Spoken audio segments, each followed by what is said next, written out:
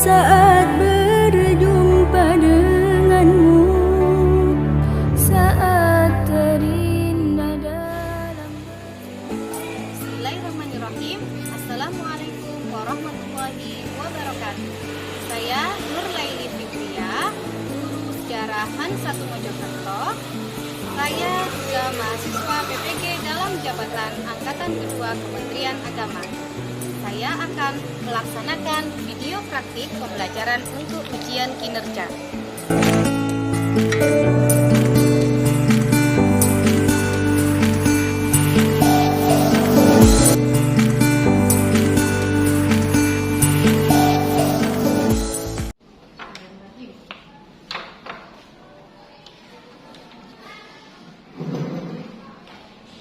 Assalamualaikum warahmatullahi wabarakatuh. Waalaikumsalam warahmatullahi wabarakatuh. Bagaimana kabarnya hari ini anak-anak? Alhamdulillah baik. Ya, alhamdulillah juga baik. Tetap jaga kesehatan ya. Nah, sebelum kita mulai pembelajaran hari ini, kita berdoa dulu ya. Silakan dipimpin oleh Mas Bintang. Di tempat duduk siap gerak. Sebelum memulai pembelajaran, doa mulai.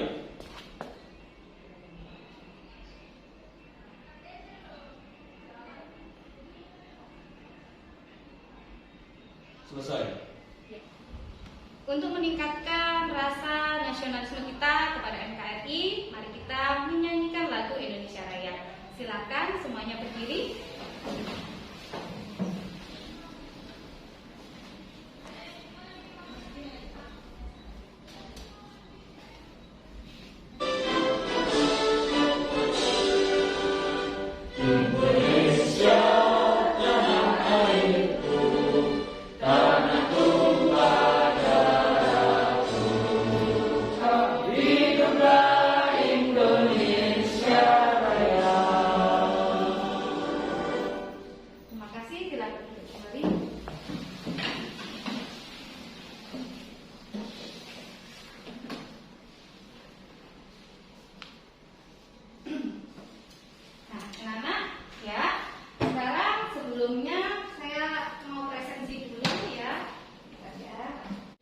Muhammad Farizal Hanafi. Hadir Bu. Hadir. Nesa. Hadir Bu. Ya. Palbi. Hadir Bu. Ya. Sudah hadir semua ya anak-anak hari ini ya. Alhamdulillah semuanya sehat.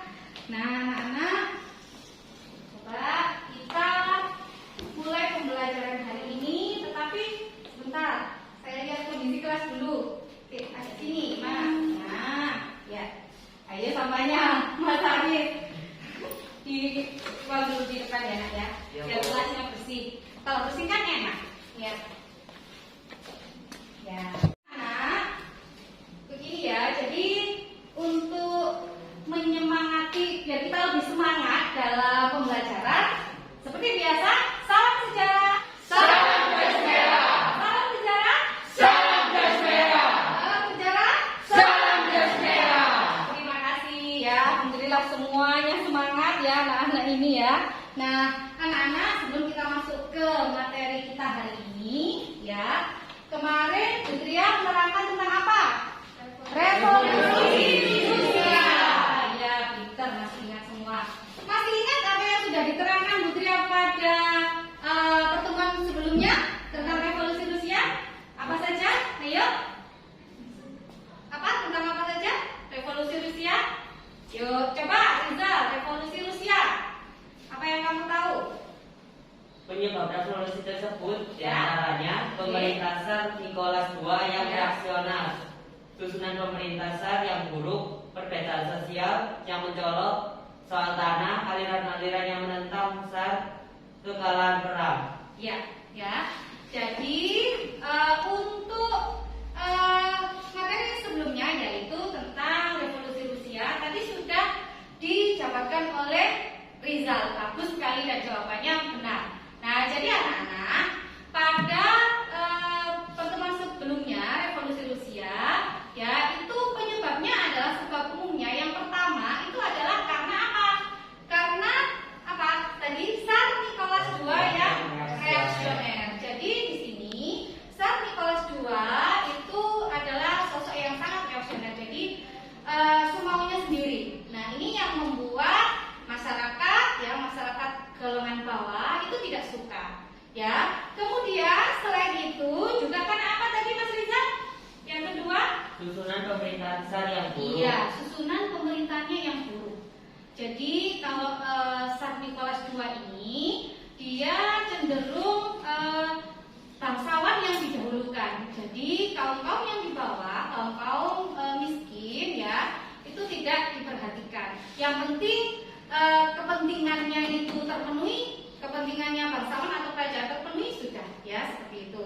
Nah, bagus sekali. Sekarang anak-anak untuk materi hari ini ya, coba kita lihat dulu gambar. Coba lihat gambar ya, sebentar. Nanti. Nah, pasti semuanya kenal dengan dua tokoh di layar ya. Siapa? Bung Karno dan Bung Hatta. Nah, apa sih hubungannya Bung Karno dan Bung Hatta nanti di dalam pembelajaran kita?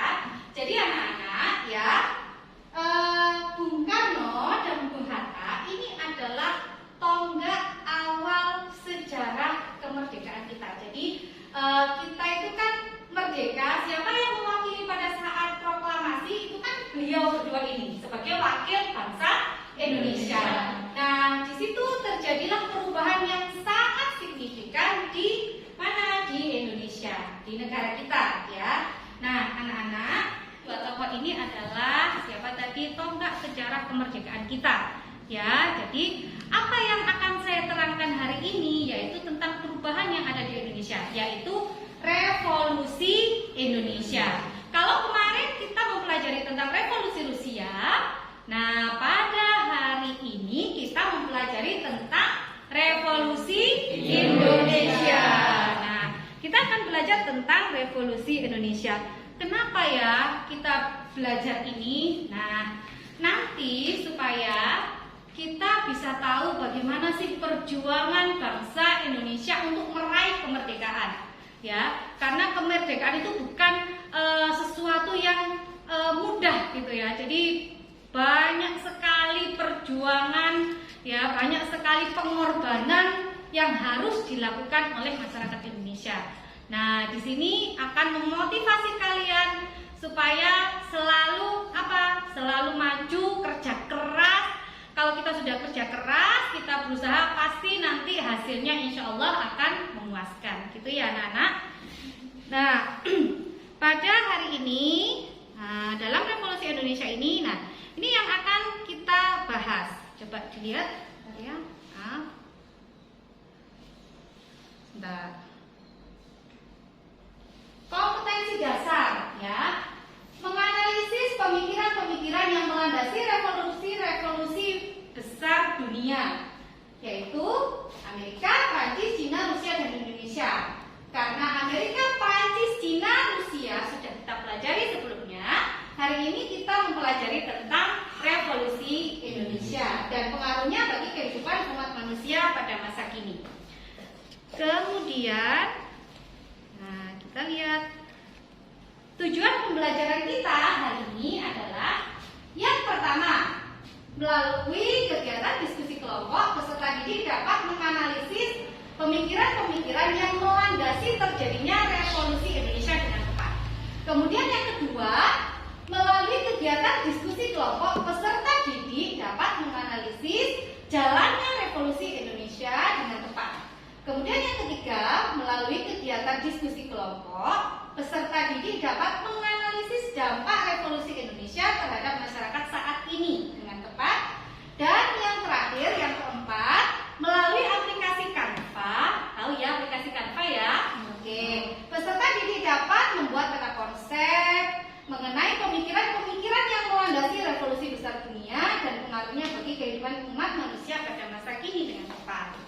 Nah, itu ya anak-anak tujuan pembelajaran kita hari ini. Jadi nanti setelah kita belajar mulai awal hingga akhir, nah ini yang nanti harus kita dapatkan karena ini adalah tujuan kita hari ini.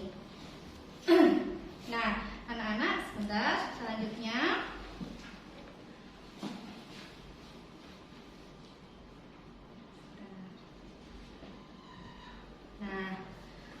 nanti Bu Tria pembelajarannya modelnya kayak gimana ya? Nah, saya memakai problem based learning. Ini nama modelnya adalah problem based learning. Nah, bagaimana sintaknya atau langkah-langkahnya? Nanti orientasi peserta didik pada masalah. Jadi kalian identifikasi masalah dulu. Setelah itu, saya akan membimbing penyelidikan individu maupun kelompok. Kemudian selanjutnya mengorganisasikan peserta didik untuk belajar, diskusi, pembagian tugas. Kemudian selanjutnya adalah mengembangkan dan menyajikan hasil karya, dan yang terakhir adalah menganalisis dan mengevaluasi proses pemecahan masalah. Jadi anak-anak, ini nanti yang akan kita lakukan ke depan, ya. Modelnya itu seperti ini. Nah, itu tadi sudah saya berikan langkah-langkah pembelajarannya. Nah, anak-anak, jadi nanti apa sih yang penilaiannya bagaimana Bu Tria? Nanti penilaiannya adalah dengan ada post test. Ada post test di belakang. Nanti kalian sudah saya siapkan Google Form-nya, nanti tinggal mengerjakan. Itu penilaiannya ya. Dan penilaian keaktifan kalian dalam apa? Diskusi nantinya. Nah, itu ya. Sebelum kita masuk, nah, saya terangkan dulu pendahuluan biar kalian punya gambaran tentang apa sih revolusi Indonesia. Nah, yang anak.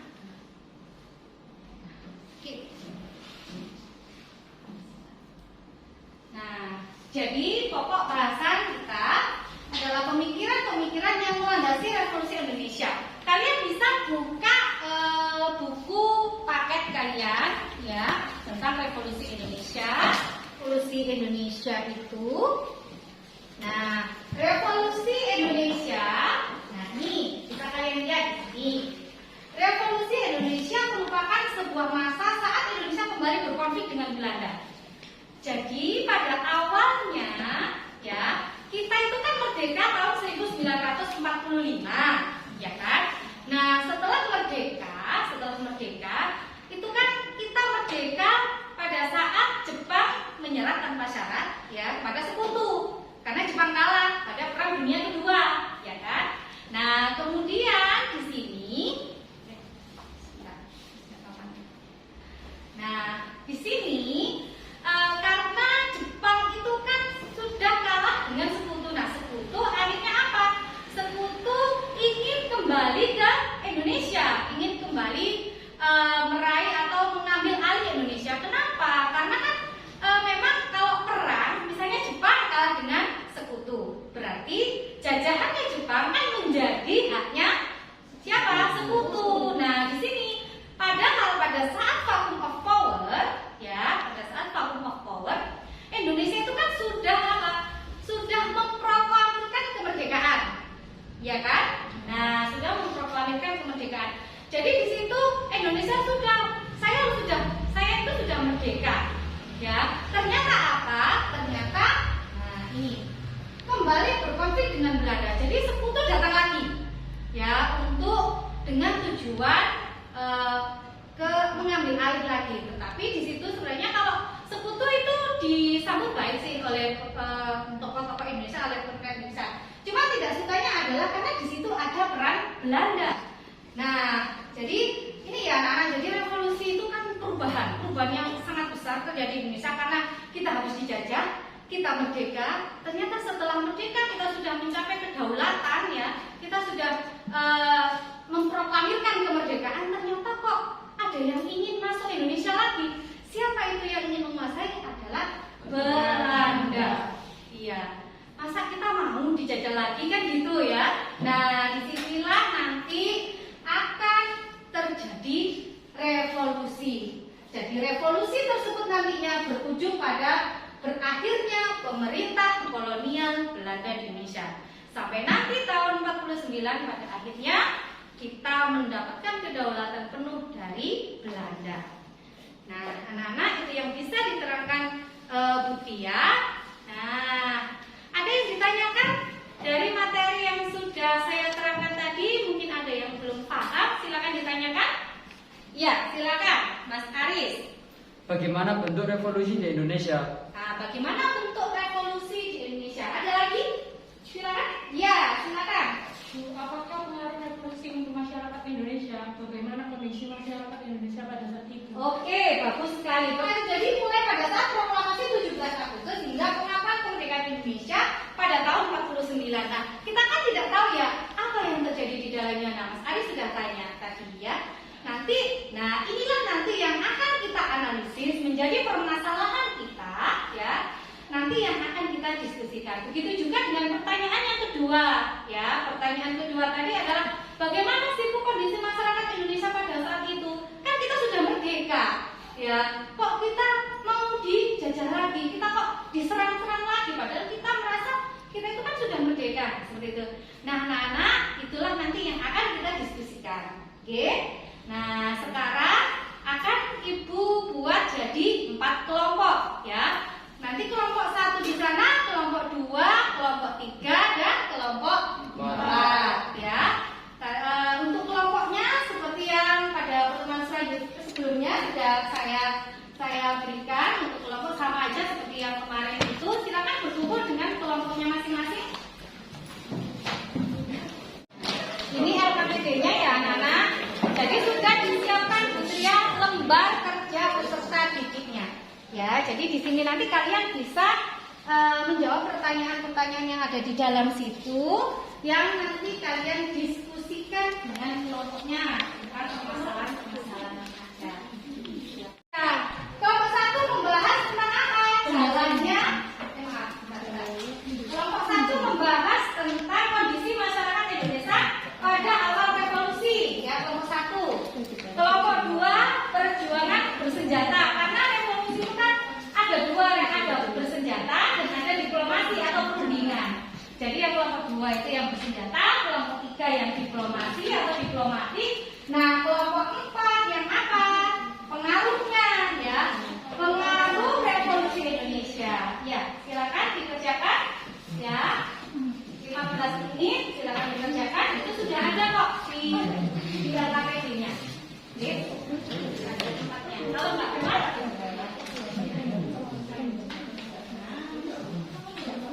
iya. Oke.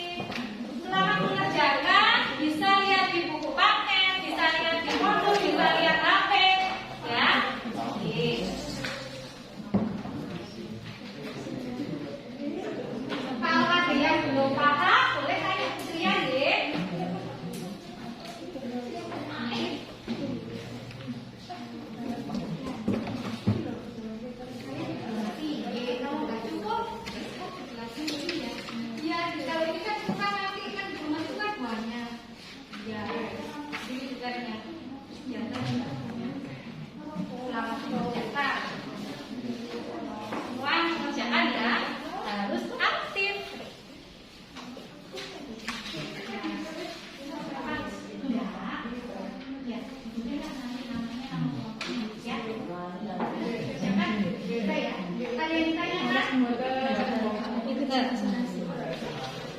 Sudah tahu tempatnya? Sudah ya? Ayo, Arif. Ya, itu ada pertanyaan-pertanyaan yang memang harus dijawab oleh kelompok ya. Nah, bisa lihat di buku paket, bisa lihat di HP, bisa lihat LKS.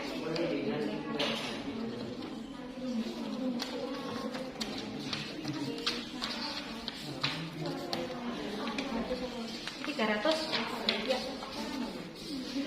Ini ya. Ini tempatnya kalian di kondisi masyarakat Indonesia pada nanti kalau nggak cukup tempatnya bisa di belakangnya ya. Oke. Ada yang ditanyakan? Belum ya? Ya, silakan dikerjakan.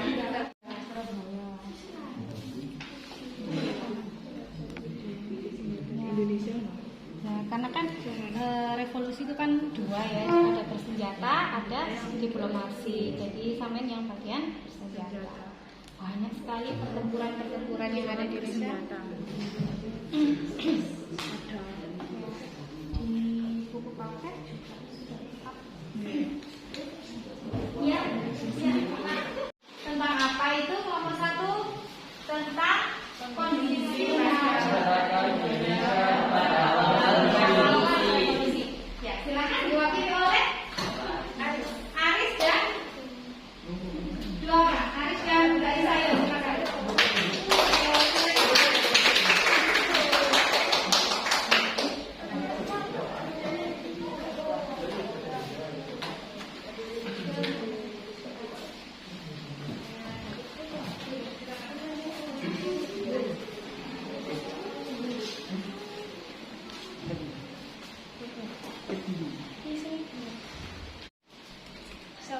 Warahmatullahi wabarakatuh. Waalaikumsalam warahmatullahi wabarakatuh. Kami dari kelompok 1 akan mempresentasikan tentang bagaimana kondisi masyarakat Indonesia pada awal revolusi. Ya. sekutu yang menang di Perang Dunia II merasa berhak atas nasib bangsa Indonesia. Belanda mencoba masuk kembali ke Indonesia untuk melakukan kolonialisme dan imperialisme. Panitia Persiapan Kemerdekaan Indonesia atau PPKI dengan keanggotaan sempurna berhasil mengadakan sidang untuk mengesahkan UUD dan memilih presiden wakil presiden untuk menjaga keamanan negara juga telah dibentuk Tentara Nasional Indonesia atau TNI. Teman-teman ada yang bertanya, silakan. Ada kelompok lain yang bertanya atau menanggapi dari presentasi? Silakan, kelompok 3. Ya, kelompok 3. Namanya siapa? Ya. Siapa yang tanya? Siapa yang mewakili? Iya, silakan. Kelompok 1, silakan diperhatikan. Apa yang membuat kondisi Indonesia pada awal revolusi fisik semakin memanas? Secara politik, keadaan Indonesia di awal kemerdekaan belum mapan. Terjadi ketegangan, kekhawatiran dari pembangkitan kepada insiden. Ya, gimana? Kelompok 3? Ya, betul sudah. Ya. Ada lagi pertanyaan? Ada? Kalau tidak ada, sudah? Sudah, tidak ada. Ya, silakan. Kelompok 1 sudah tidak ada pertanyaan dari temannya, silakan ditutup. Assalamualaikum warahmatullahi wabarakatuh. Waalaikumsalam warahmatullahi wabarakatuh. Aplaus untuk kelompok 1.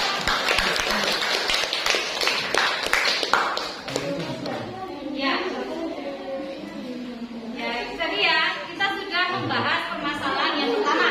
Nah, kelompok 1 tadi sudah membahas tentang kondisi masyarakat Indonesia pada awal revolusi. Ya. Nah, tadi juga sudah dibahas secara lengkap, kemudian juga ada yang bertanya. Jadi begini ya anak, pada awal masa revolusi itu kan kita sudah memproklamirkan kemerdekaan. Jepang itu sudah kalah dengan sekutu. Tapi pada saat sekutu ke Indonesia, karena Jepang itu kan kalah dengan sekutu, berarti semua jajahan Jepang otomatis kalau di perang berarti kan miliknya sekutu. Nah, jadi Indonesia pada saat Coming of Power itu kan sudah memproklamasikan kemerdekaannya. Jadi mereka ya tidak mau lah kalau misalnya kita harus dijajah lagi kan gitu. Jadi mereka tidak mau. Nah, untuk itulah bangsa Indonesia harus tetap mempertahankan kemerdekaannya. Nah, pada saat awal itu sekutu masuk, bukan hanya sekutu saja. Yang ditakutkan oleh Indonesia ada siapa? Ada Nica tadi, ada Belanda, jadi ada Nica ya. Nah, itu yang sekutu ini belakangnya ada Belanda. Nah, kita takut nanti kalau Belanda menguasai kita lagi bagaimana? Nah, itu ya. Jadi itu kondisi awal masyarakat Indonesia pada masa revolusi. Gimana? Paham? Paham. Nah, ini kayaknya untuk semangat ini karena semuanya sudah kurang fokus ya. Ayo, sama-sama kita semangat dulu ya.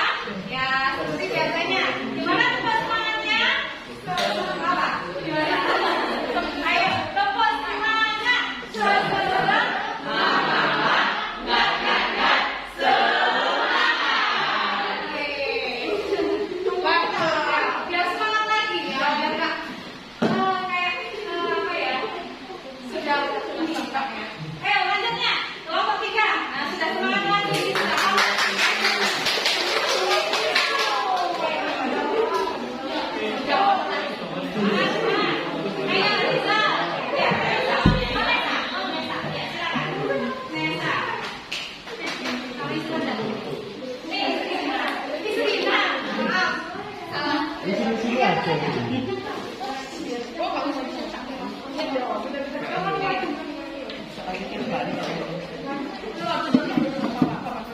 Ayo, silakan perhatikan semuanya. Assalamualaikum warahmatullahi wabarakatuh. Waalaikumsalam warahmatullahi wabarakatuh.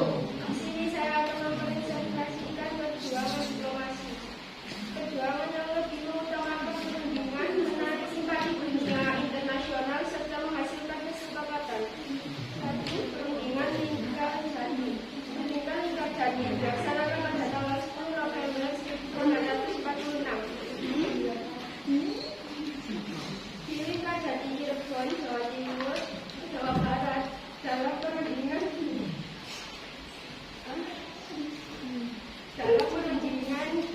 Indonesia diwakili oleh Sultan Syarif dan Belanda diwakili oleh Pulau Salman. Perjanjian Renville diadakan pada tanggal diadakan pada tanggal 8 Desember 1947 sampai 17 Januari 1948 di atas beranda kapal Cina Amerika Serikat. Kondisi tiga negara KPN dilaksanakan 25 Agustus 1947 dalam pertemuannya pada 20 Oktober 1947. KPN memutuskan tugasnya di Indonesia adalah untuk menyelesaikan sengketa antara Indonesia dan Belanda secara damai. Oke, bagus. Ya, itu tentang apa? Dari perjuangan diplomasi atau diplomasi. Mungkin ada yang ditanyakan? Ya, silakan. Ada 2 pertanyaan, ya. Apa saja jalur diplomasi yang sudah dilalui Belanda dan Indonesia? Nah, apa saja jalur diplomasi yang apa tadi Mas Aris? Apa saja jalur diplomasi yang sudah dilalui Belanda dan Indonesia? Oh ya, jalur diplomasi yang sudah dilalui Belanda dan Indonesia. Yang keras ya, silakan biar temannya kedengaran. Nesa, yuk. Yang pertama perjanjian Lingkar Jati, yang kedua perjanjian Renville, ketiga konferensi Inter Indonesia 1, dan keempat konferensi Inter Indonesia 2. Ya. Nah, ada lagi, banyak adalah konferensi meja. Oke, lanjut. Tadi ada yang tanya. Oh iya, silakan. Apa bentuk perjuangan diplomasi Indonesia? Apa bentuk perjuangan diplomasinya? Bentuknya bagaimana? Dengan apa? Perjanjian Lingkar Jati, perjanjian Renville, dan perjanjian Compromise. Ya, oke. Gitu ya. Nah, silakan. Ada pertanyaan lagi? Tidak ada? Kalau tidak ada, silakan untuk mengakhiri presentasinya. Silakan. Sekian dari kelompok kami. Wassalamualaikum warahmatullahi wabarakatuh. Waalaikumsalam warahmatullahi wabarakatuh. Nah, anak-anak ya, tadi sudah ditanyakan oleh kelompok 1 dan kelompok 4 ya. Nah, kelompok 1 tadi bertanya, apa saja sih perjuangan diplomasi yang sudah dilakukan ya. Nah, perjuangan diplomasi itu ya perundingan itu lah anak ya, perundingan yang sudah dilakukan. Ya, apa saja perundingannya? Tadi sudah dijelaskan oleh kelompok 3. Ada Lingkar Jati, ya. Ada juga Renville, Compromise, ya. Kemudian Inter Indonesia, ada konferensi meja bundar, ya itu. Nah, jadi anak-anak memang untuk perjuangan diplomasi, ya. Saat perjuangan dengan peperangan atau dengan cara bersenjata itu kan sudah dilalui dan banyak sekali korban juga ya. Kalau dengan bersenjata kan korbannya banyak, ya kan? Korban yang berjatuhan dari pihak Belanda maupun dari pihak Indonesia itu banyak.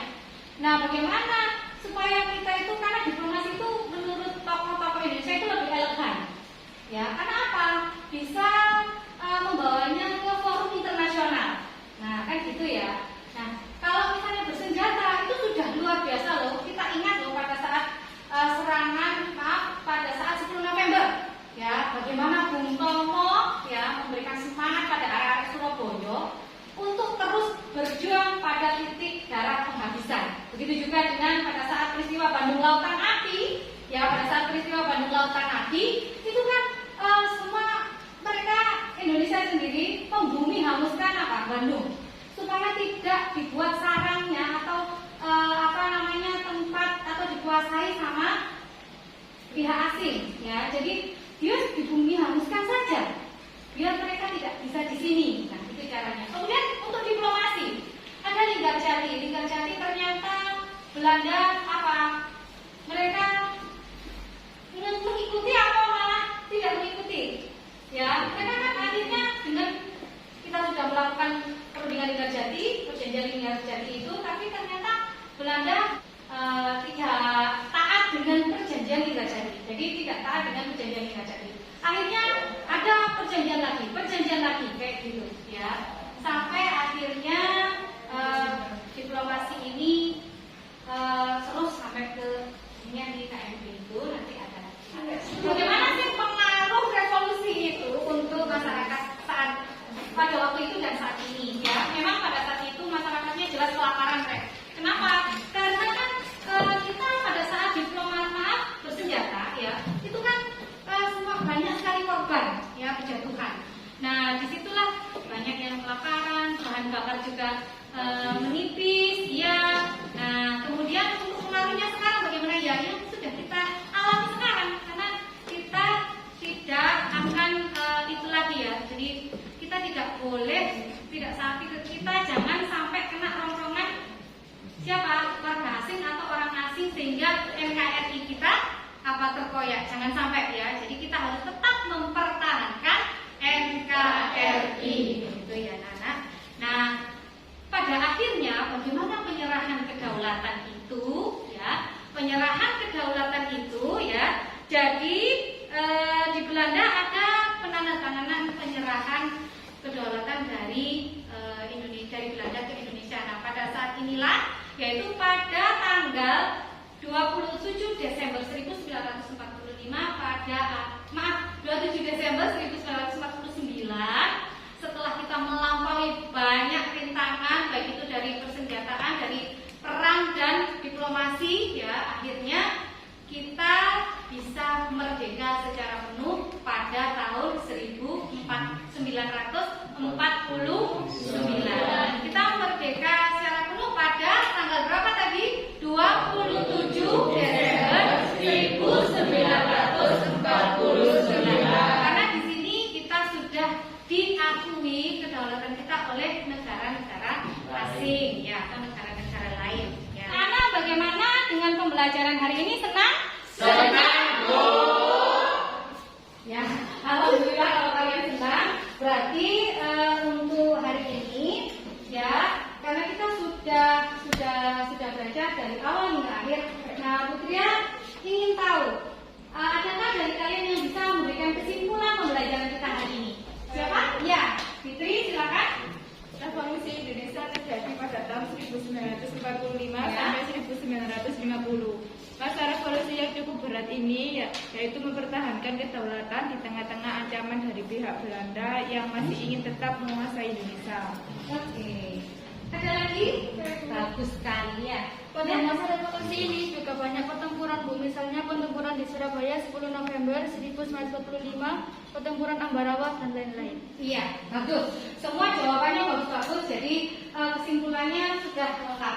Nah, kemudian anak-anak, jadi kalau kita belajar itu kan pasti ada nilai-nilai yang sudah kita dapatkan, ya, hikmah. Nah, hikmah apa yang sudah kalian dapat? Siapa? Ya, Mbak Risa, silakan. Hikmah apa? Kita harus selalu berjuang untuk mencapai cita-cita yang kita inginkan. Sesuai sumber bersakit-sakit dahulu, bersenang-senang kemudian.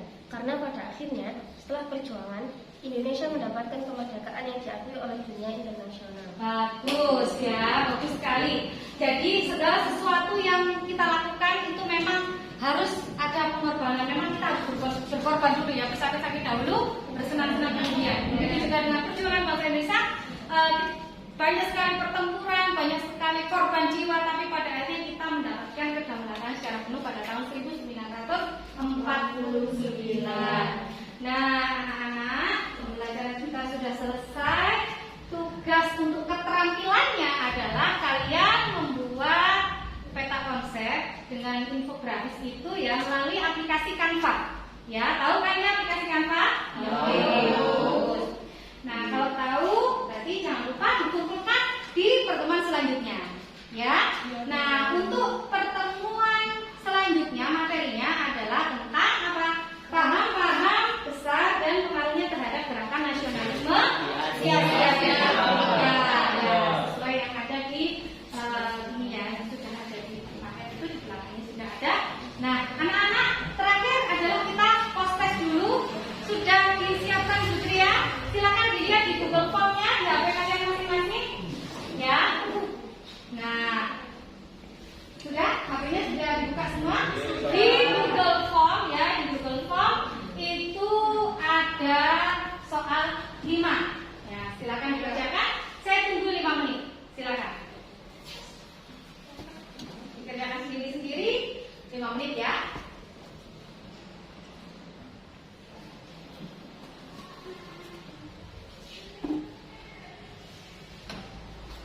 Nah, ini sudah mulai banyak yang sudah masuk, ya, banyak yang sudah masuk, sudah lihat.